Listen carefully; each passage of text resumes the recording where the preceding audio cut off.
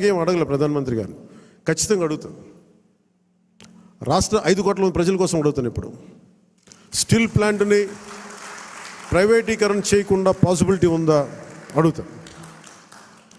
అలాగే మనకి విశాఖలో రైల్వే జోన్ కావాలి, అవన్నీ అడుగుతాను. అలాగే మనకి ఒక 20 లక్షల మందికి ఉద్యోగాలు రావాలని మన కూటమి ప్రభుత్వం అనుకుంటే దానికి తగ్గట్టుగా సర్వీస్ సెక్టర్ని ఎంత డెవలప్ చేయొచ్చు, ఇలాంటివన్నీ అడుగుతాను. పదవి అనేది మనకి బాధ్యత అవ్వాలి, కానీ అది ఒక ఫ్యాషన్ స్టేట్మెంట్, ఒక అలంకారం అవ్వకూడదు. ఎందుకంటే చాలామంది అడుగుతున్నప్పుడు నాకు ఉన్న ఇబ్బంది ఏంటంటే సబ్జెక్ట్ నాలెడ్జ్ లేకుండా.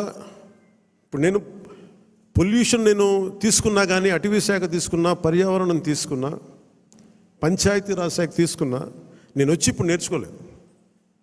నేను కనిపించడం మీకు పొలిటికల్గా న్యూస్ లేదంటే ఒక నాయకుడిగా కనిపించవచ్చు, కానీ పబ్లిక్ పాలసీని చాలా లోతుగా అధ్యయనం చేసి వచ్చినవాడిని నేను. Please subscribe.